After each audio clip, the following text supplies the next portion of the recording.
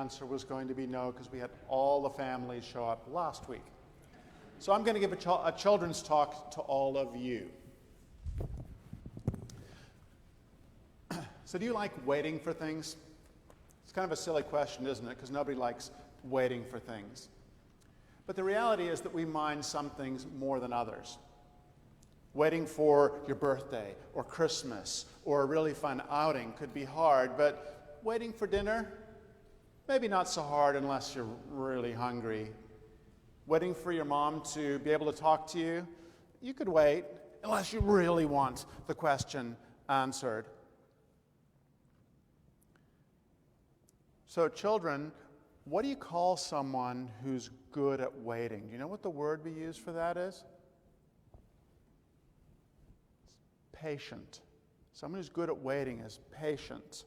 And for the adults, I'm just going to put out that the word patient comes from the Latin word patio, which means to suffer or endure. We'll hit that one a little later, but for now, waiting is hard, isn't it? Waiting is hard, especially if you're trying to be a good person. It's really important, but it can be frustrating because you want to try to be nice, you want to be honest, you want to be kind, but it's not easy. So question for the adults.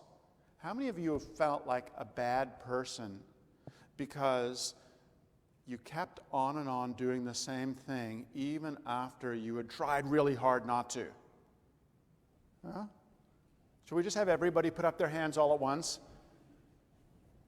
It's really hard. It's frustrating, isn't it? So I want to read two stories today that both had to do with people who had to wait and wait and wait. First is about Noah. Any of you children know how many days and nights it rained? That might be too much of an ask.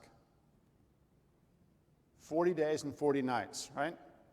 Some of you can remember the rains we had for an hour last month and what that did. Could you imagine if it had done that continuously for 40 days and 40 nights? I think that's a pretty good approximation of what we could have expected.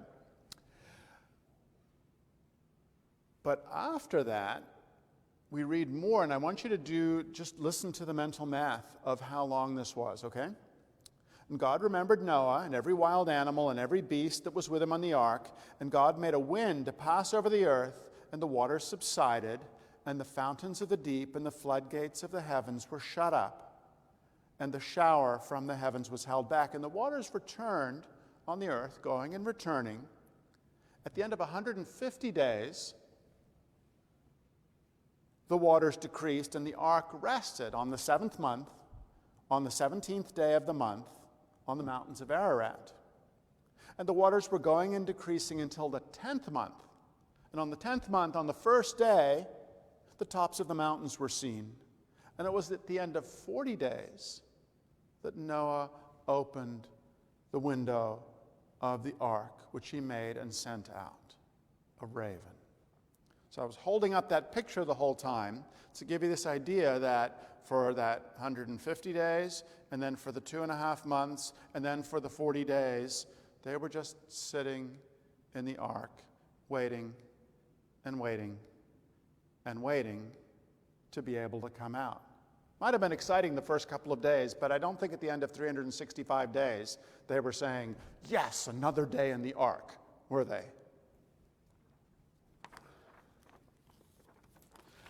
Another story from the book of Revelation, people were having to wait and wait.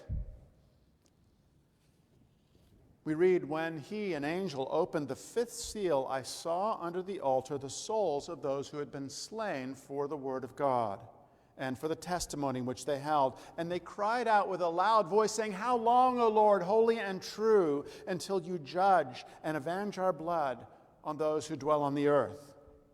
Then a white robe was given to each of them, and it was said to them that they should rest a little while longer until both the number of their fellow servants and their brethren who would be killed as they were was completed. So they cried out, how long? And the answer was, longer. It's not ready. But did you notice why? because there are other people who need to come before you can all be set free. I want you to imagine saying, I want to be let out, I want to be let out. Well, your friends are going to be coming. No, they can stay behind. That wouldn't be very nice, would it? So they had to wait until everybody was there so that they could all be let free. So here are two pictures. This is an impatient person. Is this person happy? What if he's right? What if someone made him wait? They promised they wouldn't make him wait, and they still made him wait. He has a right to be impatient, right? But is he happy? He's not. Here's someone who's being patient. That same person made him wait. They promised they wouldn't, and they made him wait. And he's still not miserable, right? And that's the difference between patient and impatient. Same things happen. Somebody made him wait. One person is miserable. The other person can be happy. So the thing that I want to invite you children to think about is when you're starting to get like, oh boy, the speakers are sensitive. Like you want it to happen. You want something to happen right now. You can either be miserable or you can be happy while you wait. You're still going to wait. And we get to choose which we want. So think about asking the Lord to let you be patient. And now, a little bit more for the adults. The question that comes up, of course, is, well, how long? I mean, I've waited a long time already. How long is enough? And that theme comes up in the Word quite a lot, just to pick a couple of them. So teach us to number our days that we may gain a heart of wisdom. Return, O Lord. How long? Have compassion on your servants. I love that one because it's in the middle of saying, return, have compassion, but then the blurt had to come out. Please come back. How long are you going to wait? And then another one. The Lord, how long will you look on? Rescue me from their destructions, my precious life from the lions. So I want to talk about the story of the flood. Those 40 days, the actual rain, is describing our spiritual trials. We're fighting. The good part of us is fighting against the selfish part of us, and it's a question of which one is going to win. And this is the epic battle that determines the future of our spiritual lives. And we're told about this. When temptation stretches a person to the absolute limit of their power, when a person is on the slope and starts to slip, they're raised up by the Lord and thereby delivered from despair. That 40 days is describing an epic victory. And if we thought about winning an epic victory, we would say, well, it's going to get better now, isn't it? And it did. It wasn't raining, but it didn't feel better for quite a while. And that's where we need to dig into that 40 days versus the 371 days. So life is hard, we struggle, we win. That's the 40 days. But it doesn't feel like it gets better right away. There's a gap, a big gap. And if you want to do the mental math, there was 8 times as much waiting after the flood as there was during the flood. And we don't want to fixate too much on the 8 times, but you get the idea that it takes a while for things to come right. And New Church teaching addresses this with a very powerful idea. Before anything is restored to order after spiritual trials, it is very common for everything to be reduced, first of all, to a state of confusion resembling chaos, so that the things that cling together poorly may be separated from one another. And once these have been separated, the Lord arranges everything into order. So after you win, seems like things get worse. It devolves more into chaos, not less. So that the things that cling together poorly may be separated. So let's say you're dealing with some big issue, pride, greed, lust, or even impatience. A spiritual trial is when you're faced with, am I going to give in to that, or am I going to fight? What do I want? What are the choices that I want to make for my life? And we win when we invite the Lord in and say, I want to fight, I want to fight. And we see that selfishness for what it is, and we say, I don't want that. That's the 40 days. That's the victory.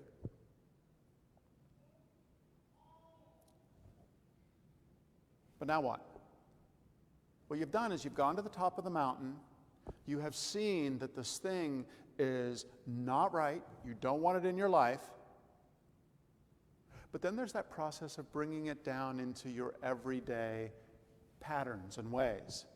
We've all done this, right? We've all had an insight. We've all made a decision and then realized it's a lot harder to implement than it is to make the decision. All the incompatible things need to be sifted out. So let's pick a really obvious example. John and Judy meet. They go through a courtship, maybe a tumultuous one, and they end up deciding, this is it. You're my forever person. Let's get married. And they live happily ever after, right? That's when they start to do that work. They've made the commitment. They've gone to the top of the mountain and said, this is it. Now they need to sift out the incompatibilities in everyday life. They need to work out when she doesn't say the thing that she said she would do again, when he interrupts her again, when he said he wouldn't. And it's sorting out those things that make the marriage work in everyday life. There's that sift process that is different from the decision. So here's an example. Here's a book. A lot of the pages are pretty strongly attached. You can see there are some papers in here that aren't so well attached, right? So you would want to sift. These things came out easier when I was practicing it. Oh, look, one came out. Good. Takes a while, doesn't it? Oh, another one came out. We're good? See, they're actually... There's another one. There's another one. How long do you think it'd take those deep ones to get out here? You getting bored yet? You starting to feel like, no, come on, this is really dumb. Just stop already? There's part of us that say, why don't you just shake it? Well, that wouldn't do very much good for the book if I was holding on like that, would it? I'd rip the book apart. And the same is true of our own spiritual lives. Sometimes we might say, Lord, this is painful. Just make it go away. Hit me all at once. But the Lord knows that that would shatter us. So he takes it at a pace that we can work. And he just shakes and sifts and sifts until what is ready to come out comes out. And this might be at 8 o'clock tonight if we all stood here. And that's why we need to be patient.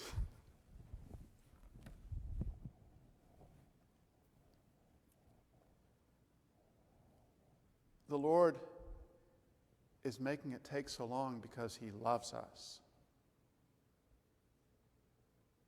Because he knows that we couldn't take it any other way.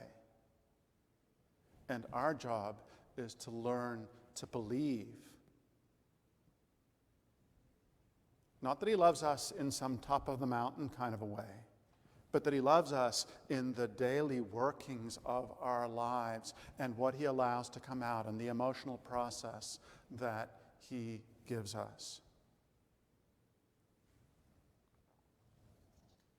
because he sees the hope and the peace and the joy that's going to come out of the process and says, yes, I know this hurts, but isn't that worth it? We just see the pain. He sees the result. Right after that passage about chaos, there's an explanation of the waters going back and forth, kind of like an ocean tide. And it explains the meaning of that, saying, when temptations have come to an end, there is, so to speak, a fluctuation. And if the temptations are spiritual, it's a fluctuation between truth and falsity. So this is what happens. We win the battle, and then we go back and forth in our daily lives between seeing that truth and losing track of it. And each time we cycle through, in a new way, we look at our lives and say, oh, so I have to apply that principle here also. That didn't work. And each time we do that, it's just back and forth, and the Lord is shaking out what does not cling tightly, what isn't joined to the commitment that we have made. So part of our journey is to learn to trust the process, because the actual process is the Lord's. It's not ours. Feels like ours, but He's the one who's managing it. In reality, we're not in charge. We're not in charge of the driver in front of us who's driving too slow. And we're actually not in charge of the actual journey of becoming good people. We make a decision, and then the Lord does a huge amount of work that we don't ever see. And what a blessing that is. So we get impatient and we say, make it easier. And I think the Lord's answer would be, I've told you, my yoke is easy and my burden is light. This is the easy way. The other way is much worse. Can you trust that?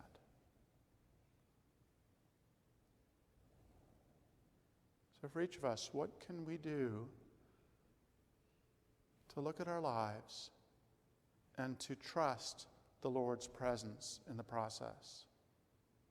What can we do to maintain mindfulness as we're going through the waiting, the how long, O Lord, moments? To believe that the Lord cares more about our suffering than we do, and that He's working to alleviate it with greater fervor than we could ever do.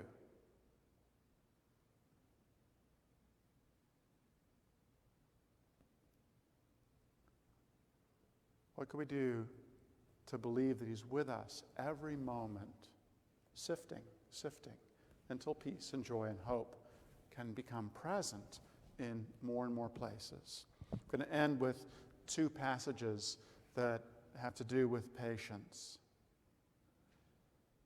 Wait on the Lord, be of good courage, and He shall strengthen your heart. Wait, I say, on the Lord. Therefore I will look to the Lord. I will wait for the God of my salvation. My God will hear me. Amen. I invite you to bow your heads